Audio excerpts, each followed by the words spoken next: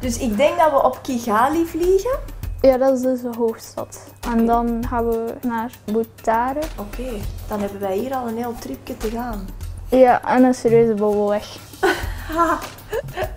Als tweede gaan we naar Congo. En dan rijden we door naar Burundi. Nog naar Bujumbura, hè. Ik ga gewoon mee. Ik kan ongeveer kaart lezen, Ja? dus als we ergens uitkomen. Prima. Ik vertrouw op u, hè. Wij gaan op reis en wij nemen mee, hè. Een paar lange broeken. T-shirts met lange mouwen, handdoekjes, t-shirt, topjes en gilet, en pyjama. En de medicatie nog, en oordopjes. Zeg, en medicatie, hoor ik u zeggen, Lore? Medicatie voor? Epilepsie. Epilepsie. Elke morgen en elke avond voor het slapen gaan. Zie je het zitten, Lore? Ongeveer. Ze zijn een beetje zenuwachtig. Ja. Het gaat heftig zijn, maar mooi. Samen met Lore vertrek ik naar het hart van Afrika. Lore wil er haar leeftijdsgenoten met epilepsie ontmoeten. Leven met epilepsie in België of in Afrika. We gaan samen op zoek naar de verschillen.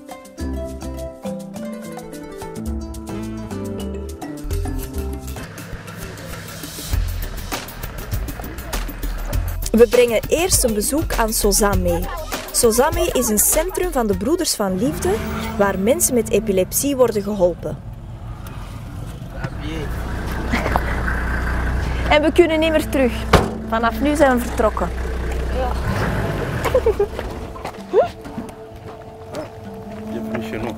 Merci Dr. Erik geeft ons een rondleiding.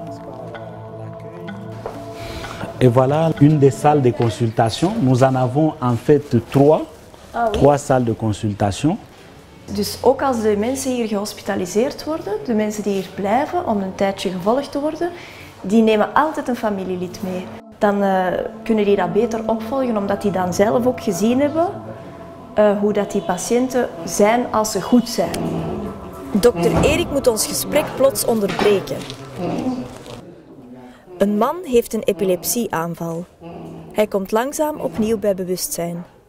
Pourquoi il a arrêté avec les médicaments? Bon, lui, il a arrêté avec les médicaments. Il dit que c'est parce qu'il n'avait pas moyen de venir ici pour s'en procurer. Financiële problemen hebben ervoor gezorgd dat hij gestopt is met zijn medicatie. Is dat voor u ook schrikken, zoiets? Ja, we wilden liever niet zien. Het is de eerste keer dat Lore een epilepsieaanval ziet bij iemand anders. Dit is ook voor haar even schrikken. Ik geef Lore wat tijd om te bekomen. Ondertussen ga ik naar de plaatselijke markt. Onderweg naar de traditionele geneesheer. Ik ben een beetje zenuwachtig, ineens. Welcome. Thank you. Huid van een tijger. Ik ga vragen of ik eentje mag meenemen. Bonjour madame. Moi je m'appelle Dwingo Claudette. Claudette, oui. Je fais la médecine traditionnelle. Ah oui? Et vous avez quelque chose de guérir l'épilepsie? Oui. Oui? Il y a des racines. Tu n'as pas de crise Non. quand tu prends ça? Oui. Merci beaucoup. Merci vous aussi. Merci beaucoup. Dat was interessant. En ik heb iets bij om voor Lore te genezen. Hè? Stanislas ziet al 3 jaar vreemde dingen die er eigenlijk niet zijn. Dit noemen ze waanvoorstellingen.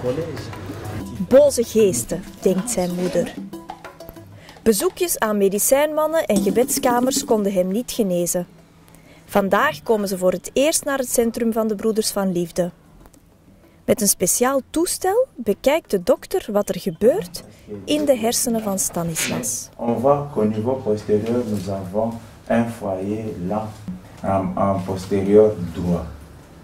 Donc, il voit des mauvais esprits, c'est parce qu'il y a des surexcitations. Dr. Eric va vous prescrire un médicament, un antiépileptique qui pourra résoudre cela. Geen boze geesten dus, wel epilepsie, maar meer niet. Stanislas krijgt pillen om zijn aanvallen te onderdrukken. Na 3 jaar eindelijk een echte oplossing voor zijn probleem. Hij wil nu ook opnieuw naar school.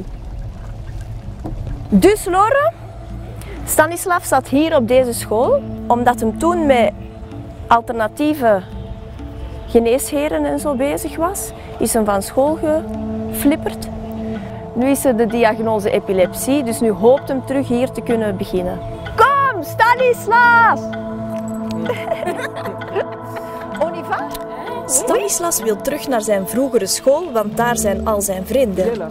Samen proberen we de directeur te overtuigen hem opnieuw in te schrijven. Bonjour, Vitanine. On est ici pour Stanislas. C'est possible pour lui de retourner ici. Bon, pour le moment, nos effectifs sont complets. Le directeur a dit que c'est impossible. Le problème, c'est que cela perturbe chaque fois le cours d'une leçon et au niveau des responsables de l'école, ils estiment que ces perturbations-là mériteraient d'être vécues dans une école spécialisée. C'est juste hier, il a diagnostiqué. Ça, c'est la raison que nous sommes ici maintenant. Hein? Que maintenant que nous avons découvert quel mal est le sien, mon avis est favorable pour qu'il réintègre l'école. Ça, c'est très bien, monsieur. Merci beaucoup, voilà. Monsieur le directeur. Moi, je suis heureux parce que je sais que je peux étudier encore ici. Je suis sûr. Okay. J'ai la foi que je peux étudier ici. Hij heeft een goede houding, hè? Positief.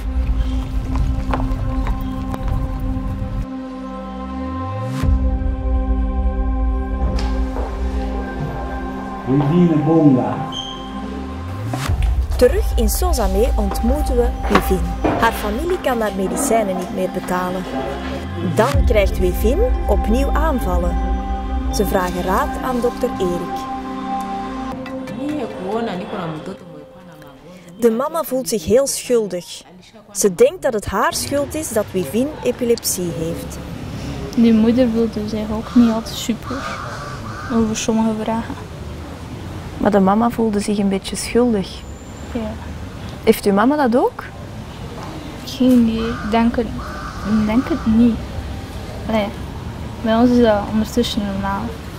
Ja. En aanvaard.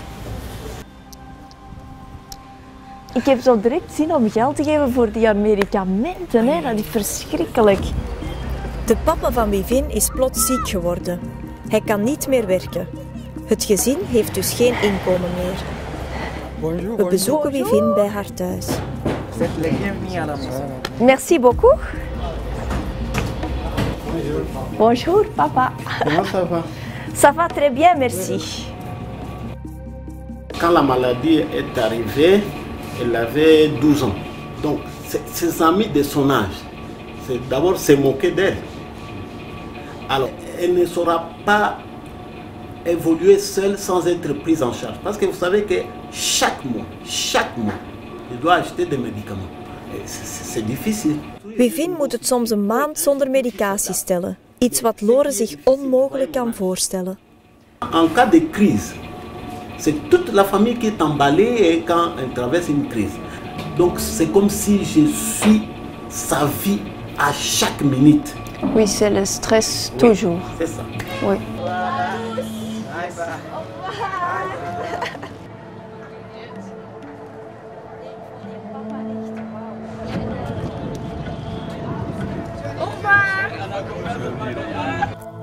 In Sozamé maken we kennis met Lavie.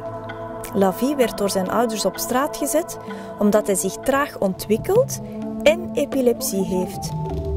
Iemand vond hem en bracht hem naar het centrum. Lavie was moederziel alleen. Marie-Mart en haar team zorgen nu voor Lavie alsof het hun eigen zoon is. Il y a eu quelqu'un qui est venu rendre visite aux autres patients. Il était surpris de voir que cet enfant existait. Ah oui.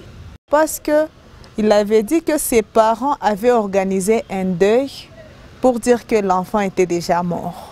C'est vraiment difficile et inconcevable. C'est bon que Sosam prenne soin de lui. Oui, c'est bon que Sosam puisse prendre soin de lui parce que pour le moment, il en a vraiment besoin. Donc, il ne pouvait pas parler. Tout le temps, après 30 minutes, il faisait une crise. Mais pour le moment, il peut faire même 2 semaines, 3 semaines sans faire de crise. Et Donc ça s'est beaucoup amélioré.